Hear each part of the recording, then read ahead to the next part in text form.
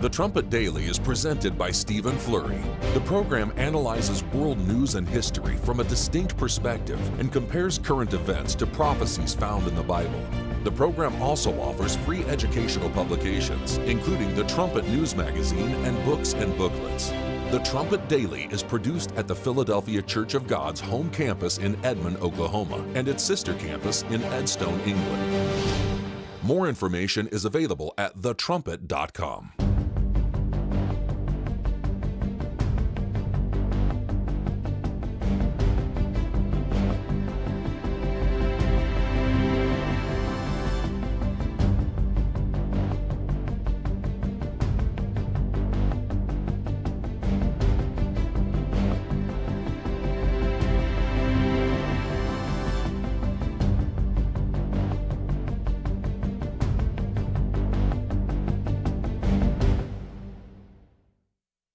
The Trumpet Daily program begins right now.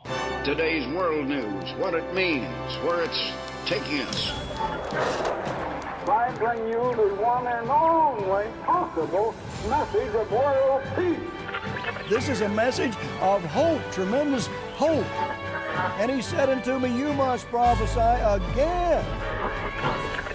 The Trumpet Daily program begins right now. Well, if I become a punching bag, I'm a punching bag, but I am very happy to testify before any congressional oversight committee. I have nothing to hide. I can explain and validate everything that I've done. So, you know, it's going to be inconvenient if they actually are out there essentially threatening to make my life miserable. But I'm going to do what I need to do, and that is cooperate fully, because we have nothing to hide at all. I will invoke my right under the Fifth Amendment of the Constitution to refrain from answering your questions. The man once hailed as the nation's savior got pummeled today as he pleaded the Fifth, a grand total of 111 times. What color tie are you wearing? On the advice of counsel, I respectfully decline to answer based upon my rights under the Fifth Amendment to the Constitution. What color's the carpet in front of you? On the advice of counsel, I respectfully decline to answer based upon my rights under the Fifth Amendment. All of a sudden, Mr. Science and Truth has gone silent. He has nothing to say. It wasn't that long ago where he wouldn't stop talking. But now, on the advice of counsel, as you see there, and I'm sure you heard a lot about it yesterday, and Mr. Livingston even discussed it on the show when he was subbing in for me. But there he is, the man who, for the most part, ran the world for the better part of a year in 2020. Everybody believed him. Everybody supported him. Everyone in the regime media worshiped him. And now, of course, he's pleading the Fifth because he knows he's been exposed as a liar, as a fraud, as anything but a scientist. You're listening to Stephen Flurry, and this is the Trumpet Daily. We appreciate you joining us on today's show. You can get to the live video stream of this program at our website, thetrumpet.com, or at the Rumble channel, which is moving a little slow for me at the moment. Also at YouTube. You can watch it many different ways after the fact as well. So Dr. Fauci, I forget the date on this, but he said a lot of what you're seeing as attacks on me, frankly, are attacks on science. Because all of the things I have spoken, all the things I've spoken about consistently from the beginning have been fundamentally based on science. Well, really, we should say science, falsely so called, as the Apostle Paul wrote in 1 Timothy. It's perfect, isn't it?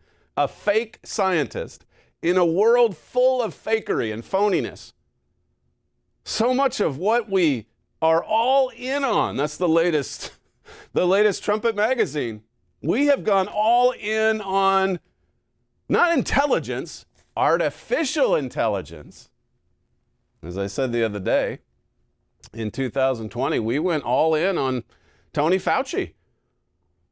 You could not turn on the cable networks without seeing Fauci, without seeing a clip of Fauci, without getting Fauci's opinion, his view.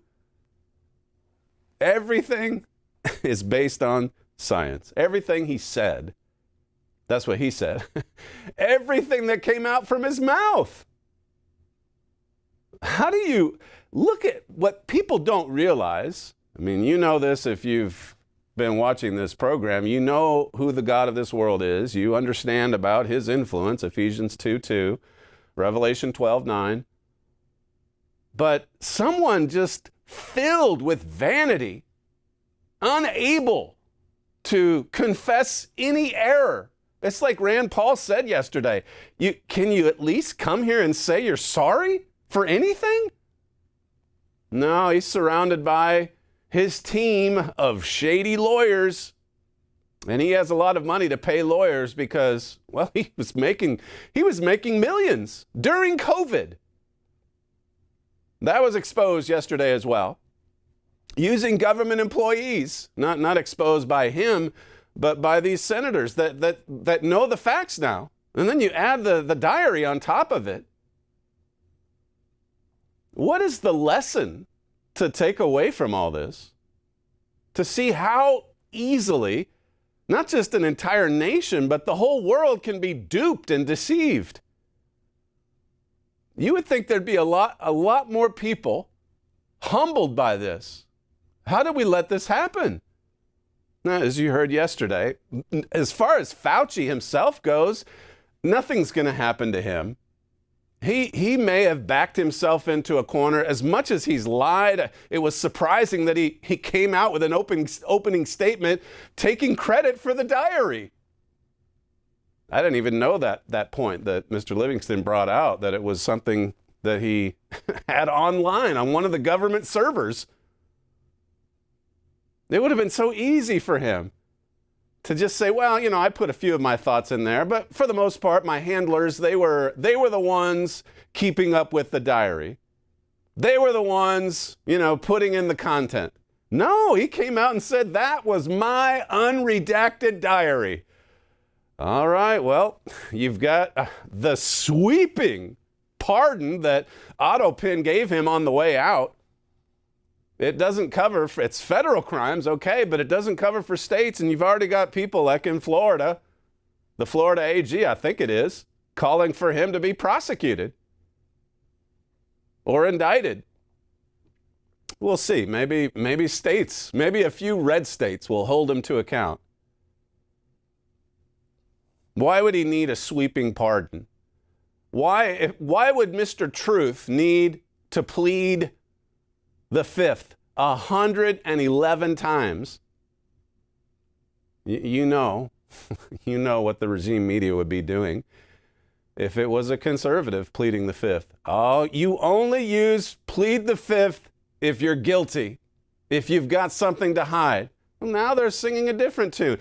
What? We can't go back and relitigate what happened 6 years ago. 6 years ago is ancient history. They didn't read the diary, and now they're defending his pleading the fifth. And Republicans who won't let things go, or Rand Paul is unhinged. It's really embarrassing to watch. And then to just see the level of arrogance, hubris, vanity.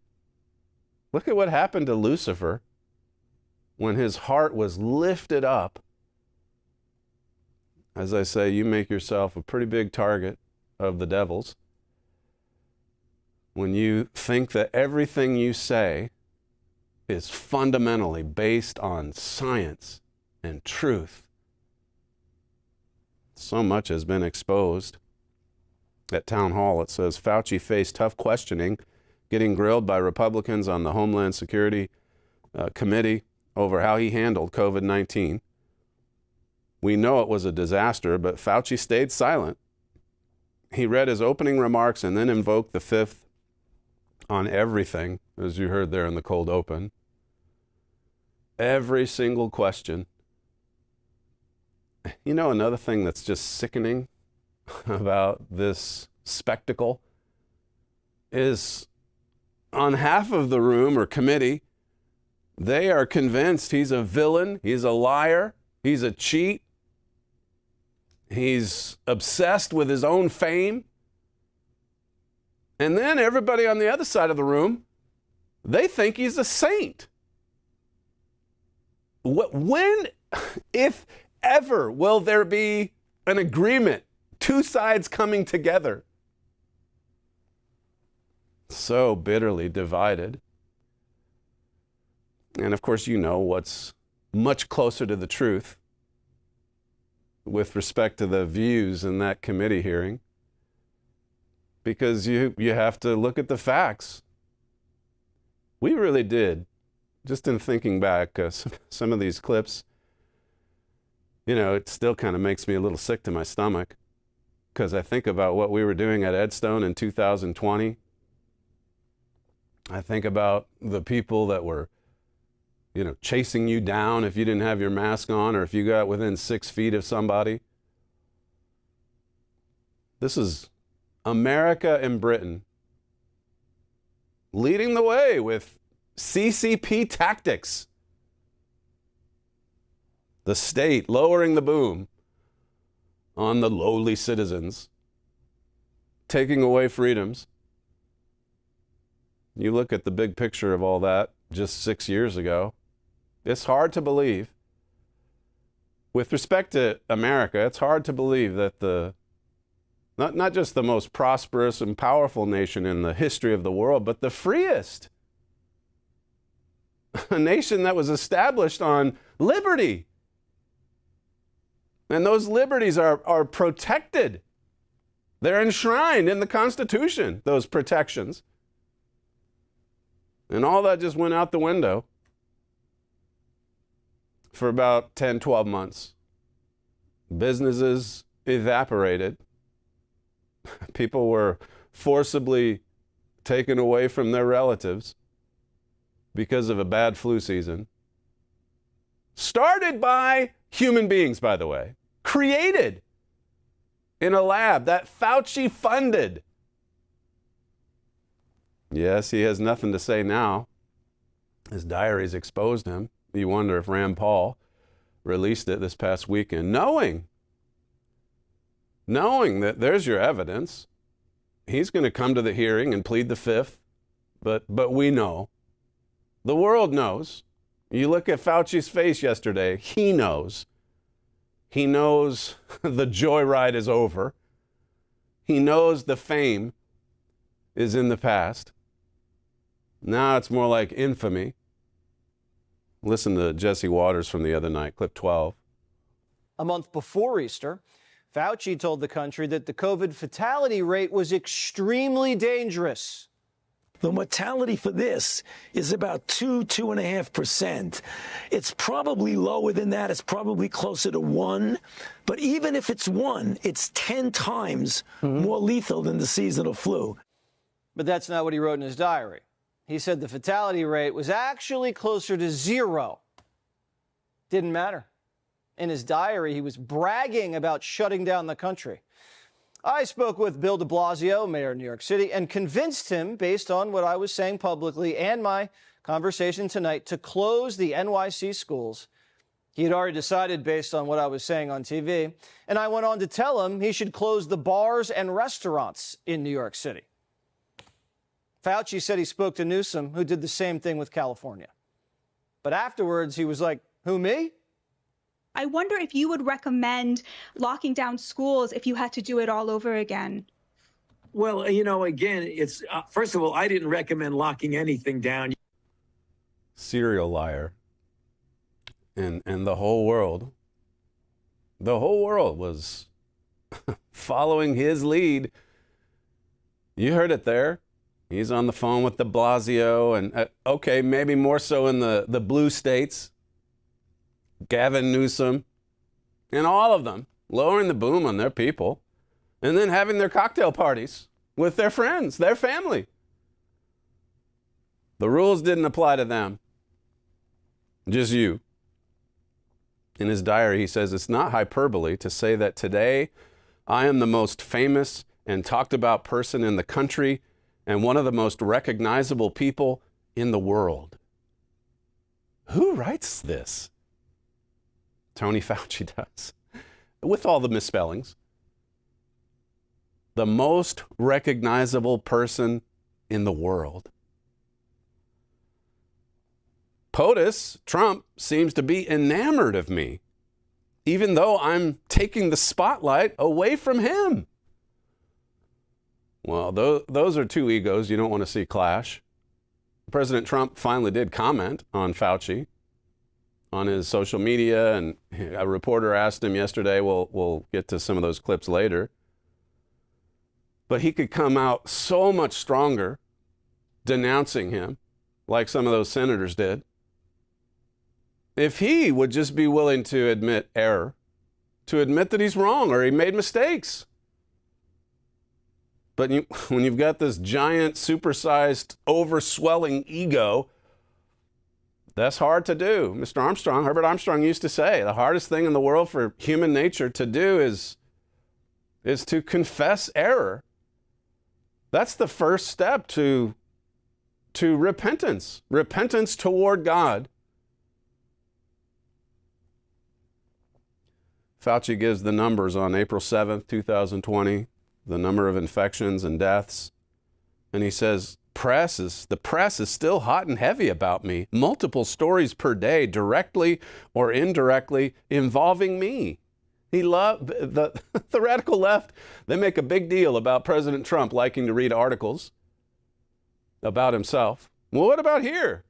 He just loved it. He loved the notoriety. He loved the regime media. He had dinner invitations set out to Jake Tapper and company. Totally in cahoots with one another. And I didn't spend enough time Tuesday on the regime media. But what an indictment against them. March 4th, 2020, again, much praise for my role in the coronavirus. Many senators want to speak to me individually. Much praise for me. That's coming. That spirit is the spirit of the devil. And we all have it. And we all need to repent of it. We love being, patted on the back. We love praise and adulation. We love a little bit of high-mindedness. That's the way human nature is. Like Mr. Armstrong used to say, human nature likes to think that it's good, even as it does evil.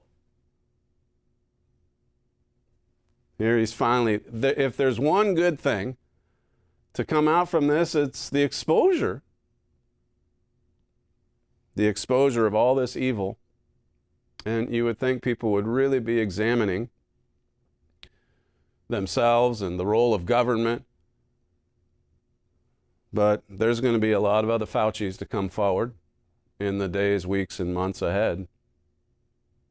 Because that's the spirit of this age. We are all in on vanity. We are all in on self-reliance. We are all in on will worship.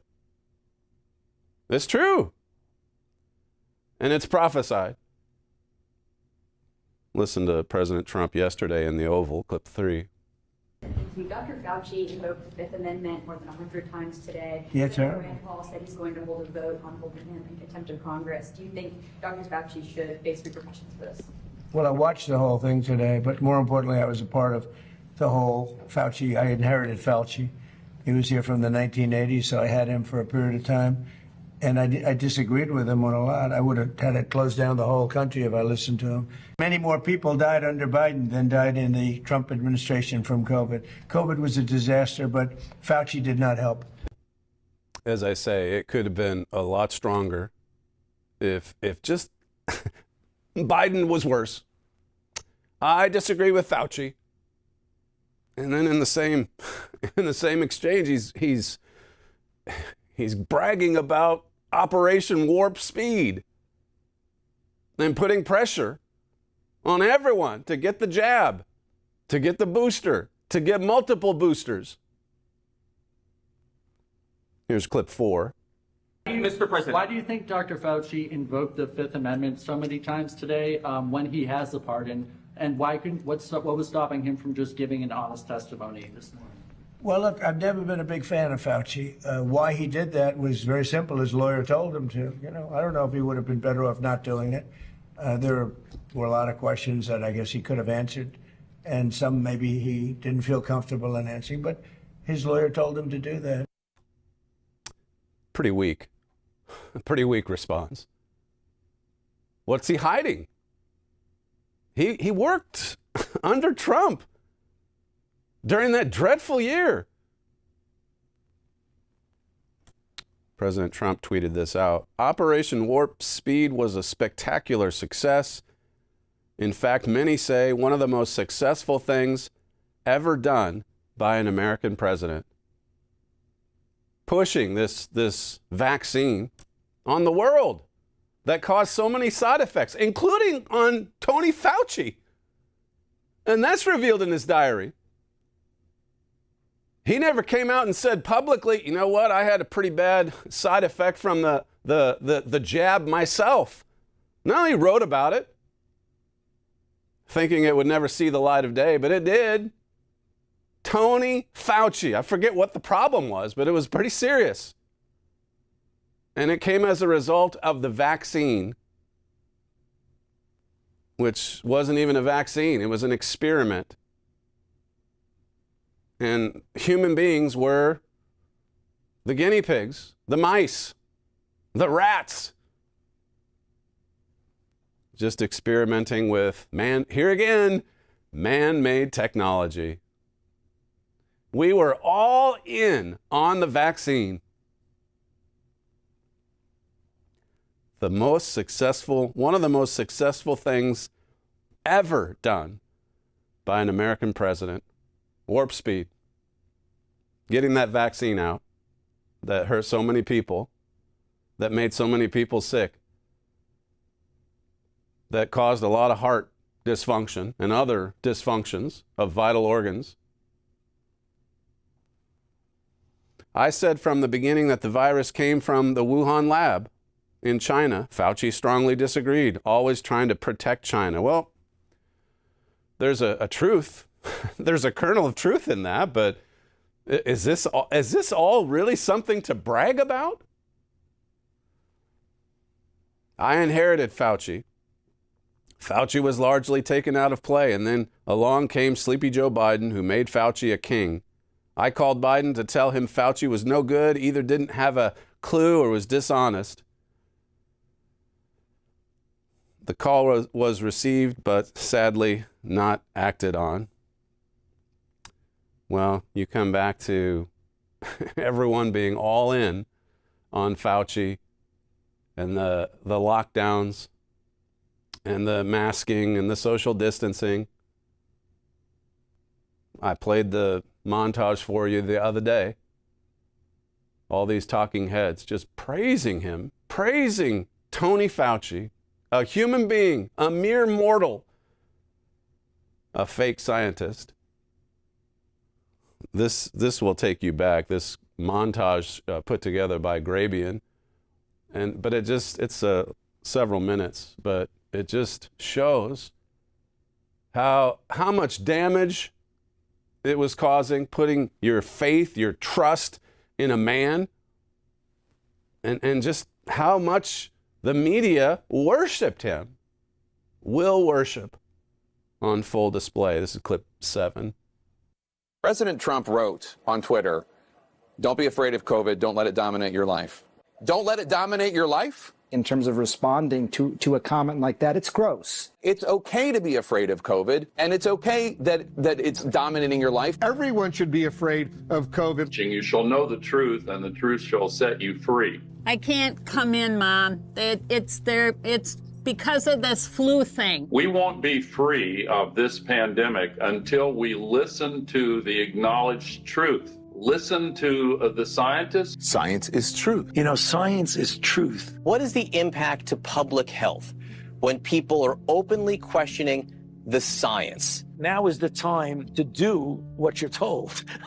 By not hearing the truth, by not listening to the scientists, they are prolonging how bad the economy will be. When I see somebody out in the world who's not wearing a mask, I instantly think you are a threat, or you are selfish, or you are a COVID denier, and you definitely haven't been vaccinated. Either wear a mask or get the fuck out.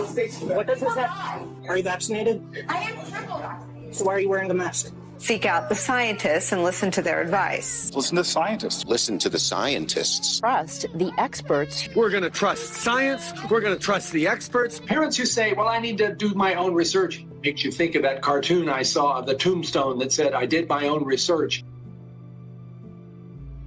Republicans have given their voters license to believe whatever they want to believe. Heard somebody saying, listen to the scientists. Do that. Let's listen to the scientists.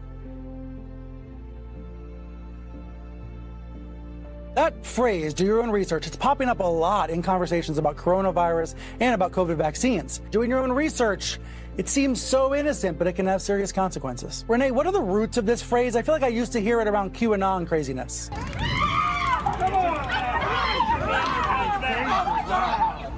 somebody over a mask. Tasing this lady over not wearing a damn mask. If some jerk exposed my mother to COVID because they didn't want to wear a mask, I would want to kill them.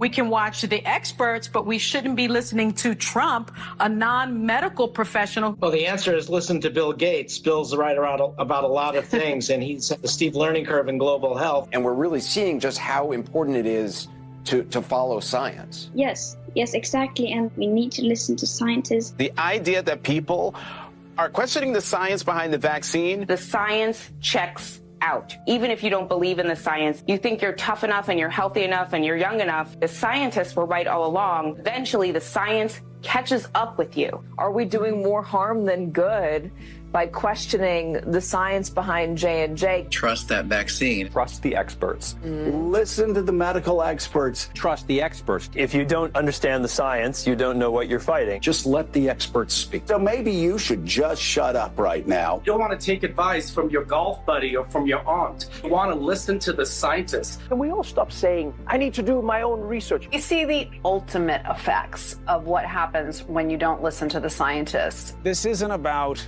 being scared. This is about scaring us straight. Science, science, and science. Only listen to the scientist. If we follow the science, imagine, instead of staying locked up in their rooms, they're able to hug their grandchildren. This isn't about freedom. It's about freedom for your neighbors. You can give each other a hug as long as everyone is fully vaccinated. Listen to the scientists like the rest of us. We have to listen to the scientists. We'll listen to the scientists. Every scientist, every expert, listen to the experts. Listen to the science because the science works. Very much. Yeah. I think trust science. He's the one pushing the vaccine, I think, for Pfizer. There's lots of Tony Fauci's in the world, as I said. You know, this week I've been telling the campers how that the other day, we need more King Davids. We need more young people like David with the spirit, the heart of David. He had a heart like God's, it says in Acts 13. A couple months ago, I said at the commencement for Armstrong College that we need more people like Herbert Armstrong. We need more Herbert Armstrongs. It's because we're living in a world full of Faucis.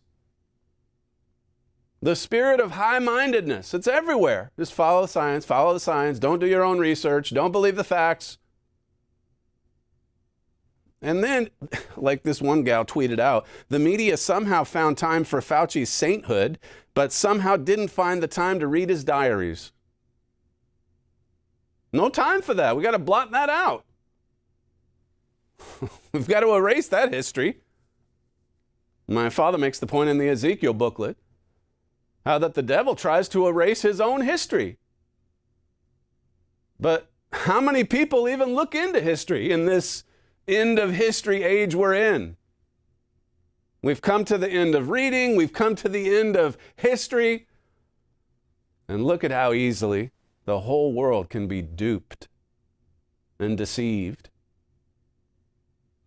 What are the lessons to take away from the COVID years?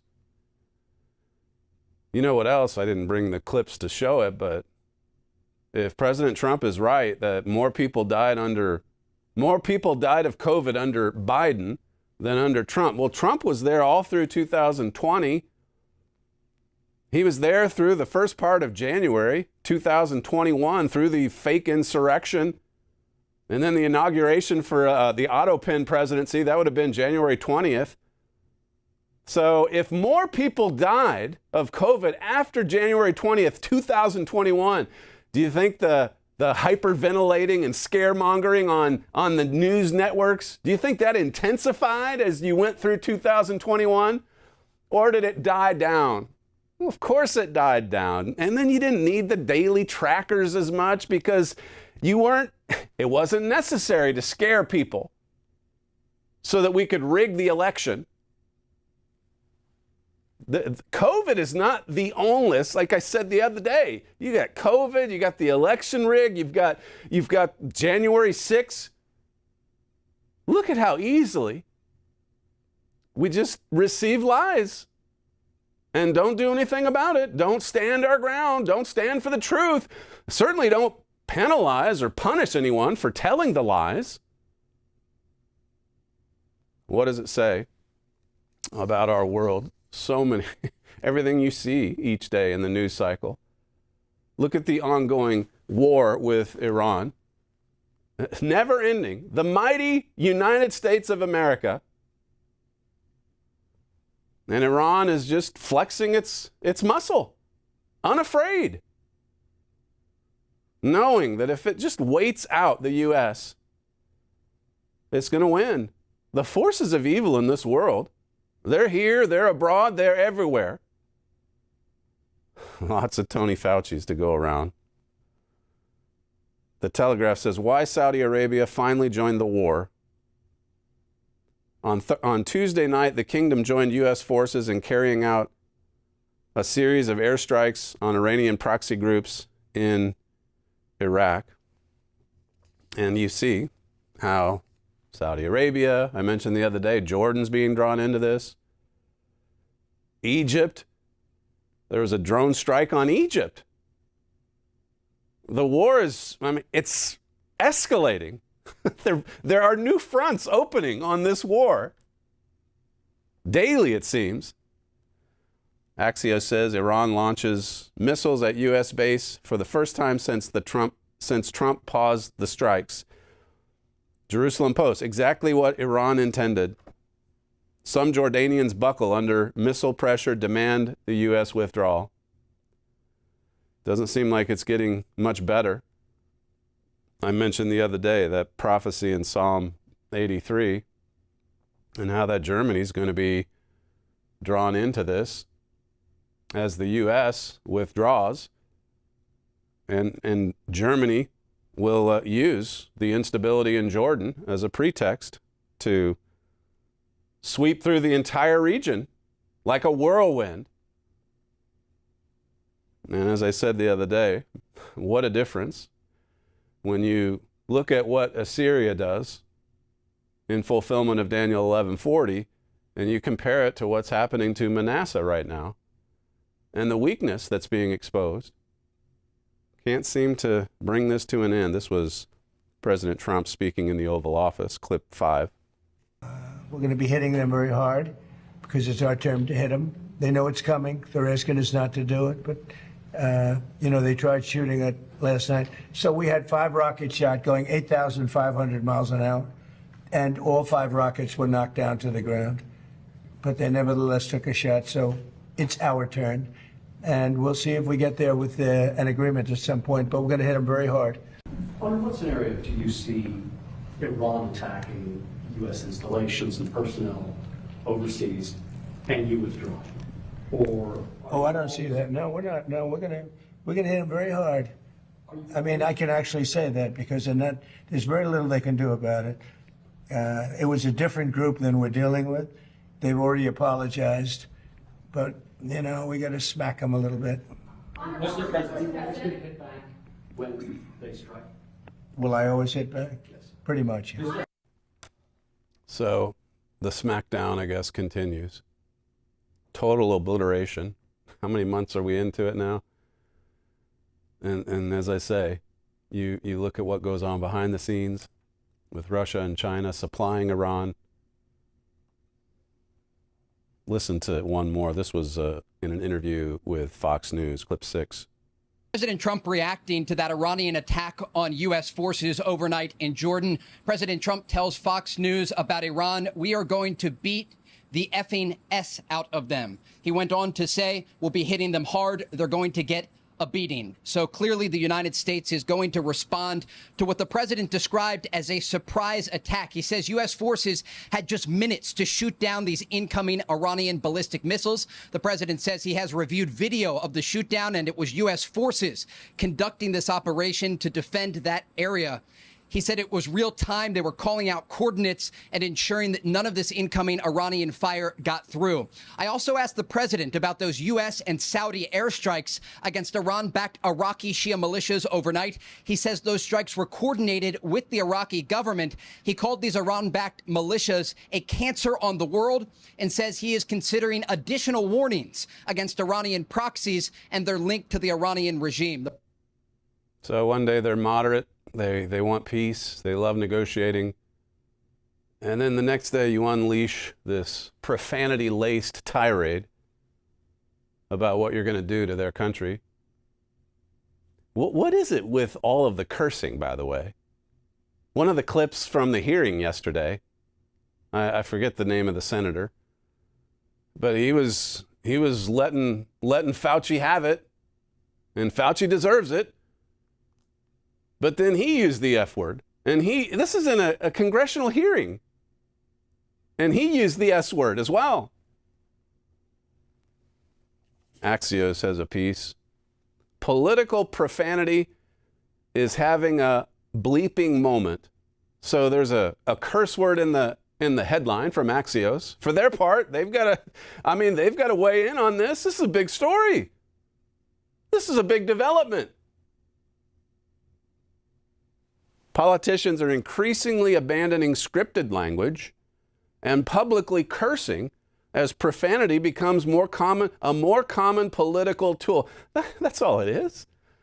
The F word is a political tool. You got to use it. And they're using it. They certainly are.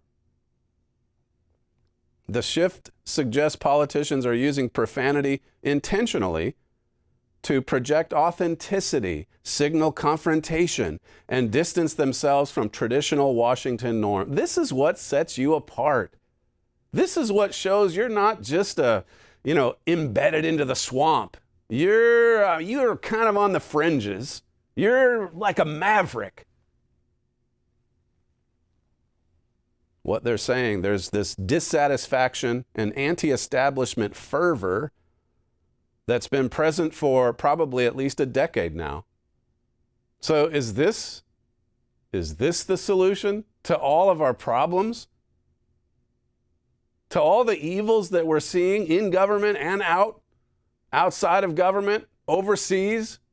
We're going to do this. Bleep, bleep, bleep to Iran. We're going to do this. Bleep, bleep, bleep to Fauci. The more you curse, the farther the message is going to spread on social media. This article says presidents, vice presidents, and presidential hopefuls have used profanity at least 692 times in public since 1919. So they've got a tracker, I guess, for profanity. That's just in public. That's just before the cameras. What goes on behind the cameras?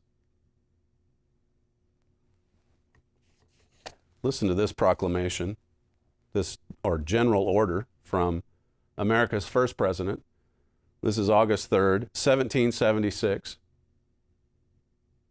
It's our birthday this year. 250 years.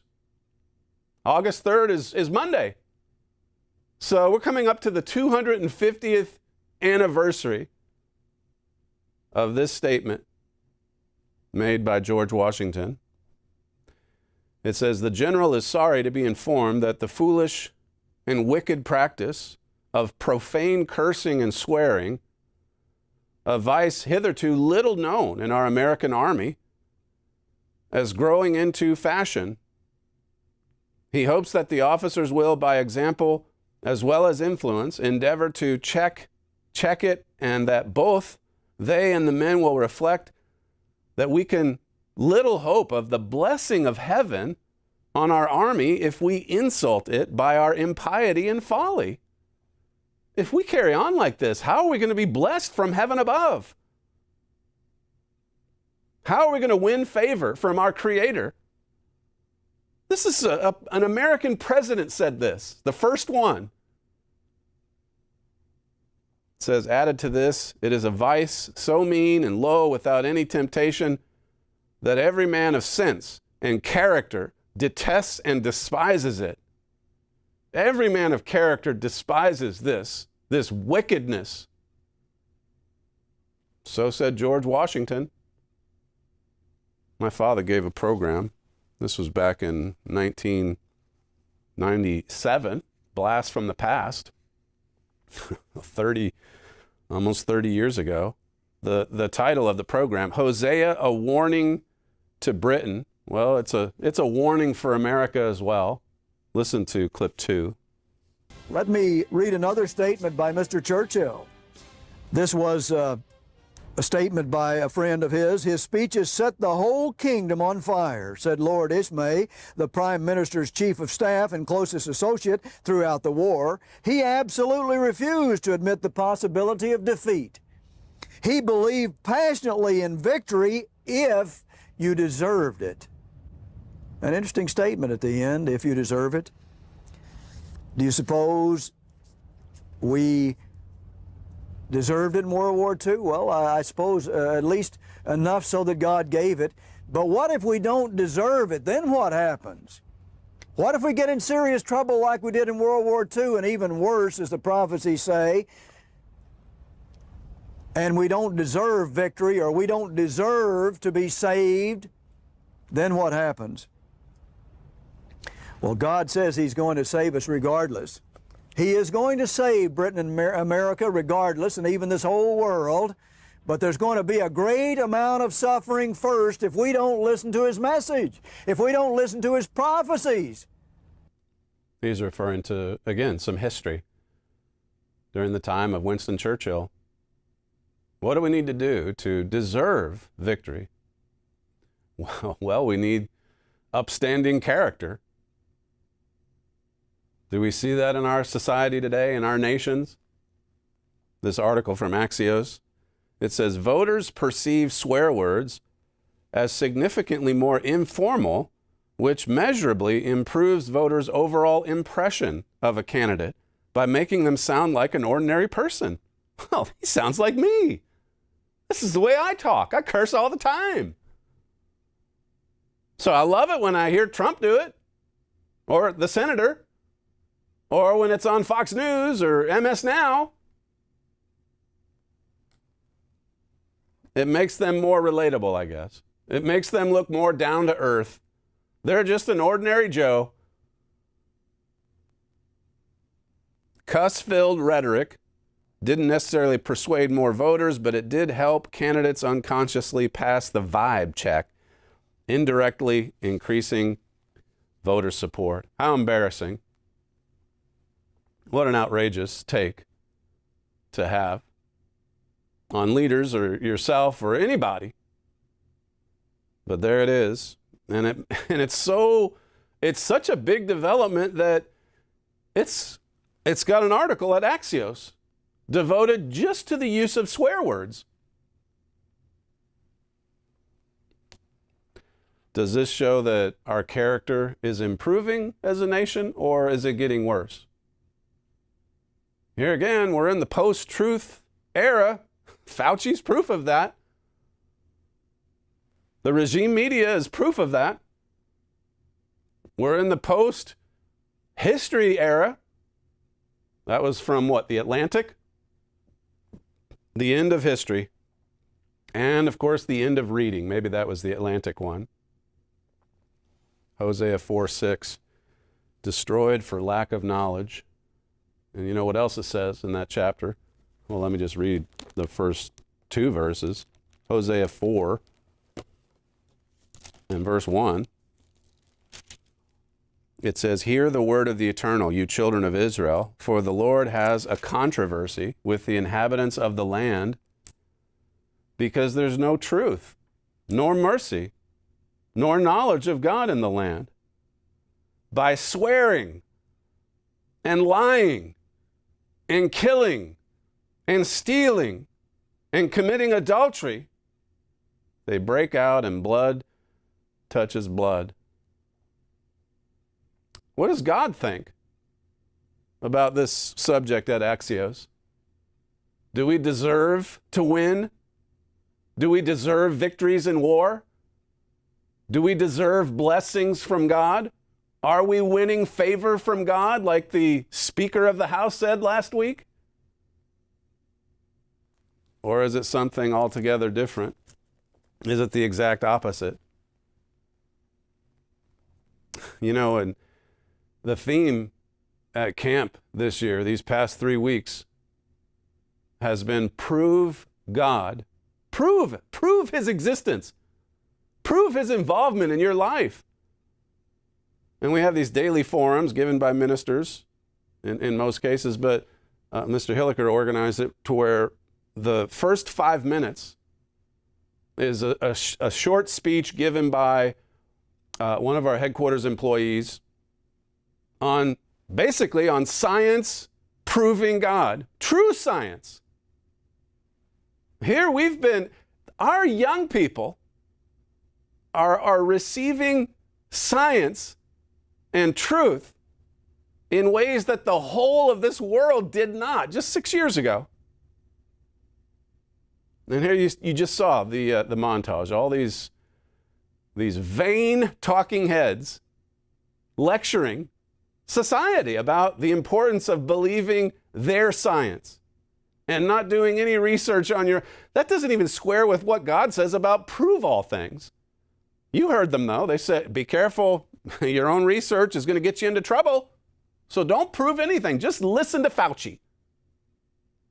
And people did by the millions.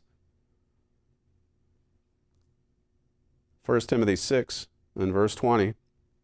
O Timothy, keep that which is committed to your trust, avoiding profane and vain babblings. Avoid profanity. Avoid anything that's profane and vain. And it says, and oppositions of science, falsely so called, which some professing have erred concerning the faith. Fake science, vain babblings, profanity.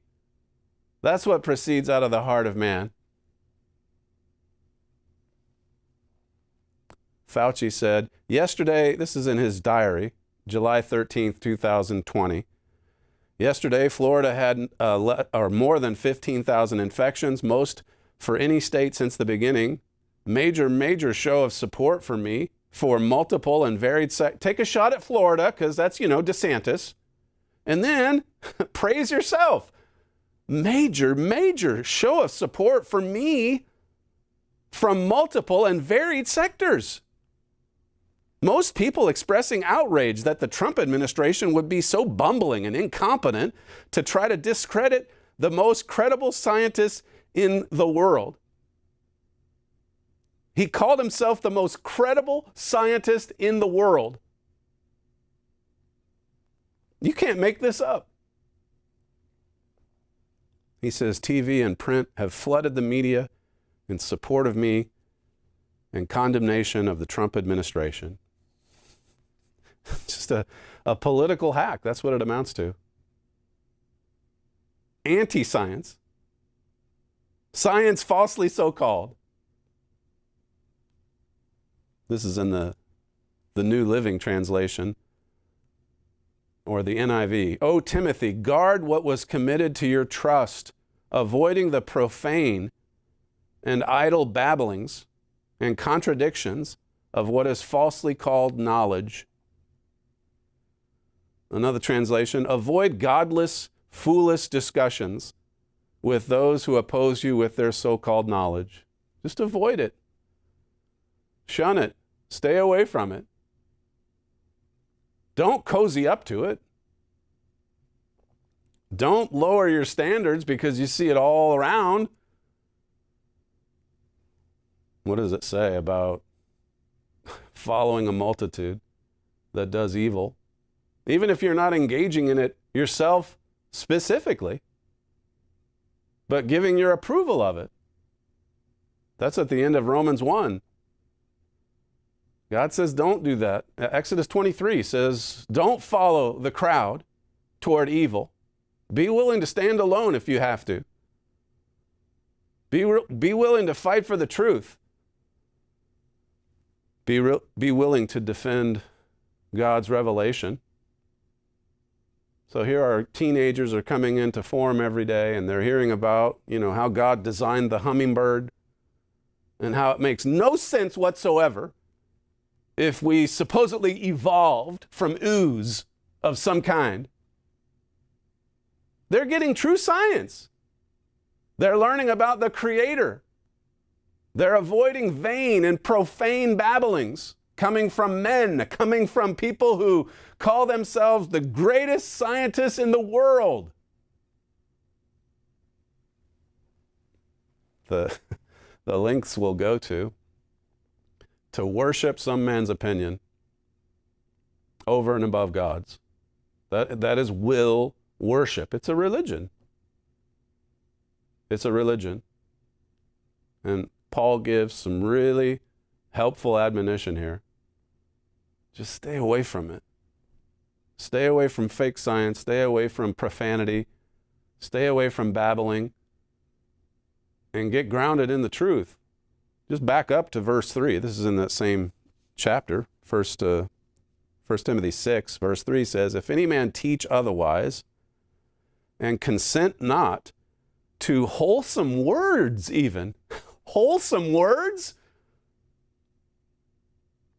Did you know the Bible had this much to say about how you speak? Your speech, the quality of your conversation, your vocabulary? Says a lot about the person when the mouth opens and just out spews all of this profanity, all of this vain babbling, all of this vanity and arrogance, this pride. In the Proverbs, the book of Proverbs, God says how much He hates it. How much He hates even perverse speech. If any man teach otherwise and consent not to wholesome words, even the words of our Lord Jesus Christ, and to the doctrine which is according to godliness, he is proud, knowing nothing, but doting about questions and strifes of words, whereof comes envy, strife, railings, evil surmisings. This is the way of the world. And it's not the way Jesus Christ lived or spoke. Can you imagine Jesus Christ to try to sound or look a little more relatable? Just dropping all of this profanity, swear words, one after another. Well, and then the crowds there in Judea would just see him as, well, he's kind of like me. I kind of like him. No, when he opened his mouth, out came the words of God. The words that you see in the Bible. And what did humanity do to him in the end? Verse 5, it says, "Perverse disputings of men of corrupt minds, and destitute of the truth, supposing that gain is godliness." It says, "From such withdraw yourself." That's what so many human beings suppose. Gain. If we just gain or win, if we get a political victory, or if we come out on top in this confrontation, then that means we're godly. That means we're winning favor from God. That means we're religious. That means we're righteous. That means we're holy. God judges by a different standard. 50 honorary university degrees. Guess who claimed 50 of them? Well, that would be Tony Fauci. Universities loved him, just like the regime media. They all assumed everything he was speaking was truth, righteousness, science. And it was just the opposite. This is one of several takeaways from what we've lived through and witnessed these past few years. But don't get self-righteous with it. Don't just gang tackle Tony Fauci. God wants us to look at ourselves. Just as George Washington wanted his lieutenants, his chiefs, his leaders to look at themselves so that they could set the right example for the ordinary men. That's all we have time for on today's show, the fastest moving hour in broadcasting. You're listening to Stephen Flurry, and this is the Trumpet Daily. Thanks for joining us today, and we'll see you tomorrow.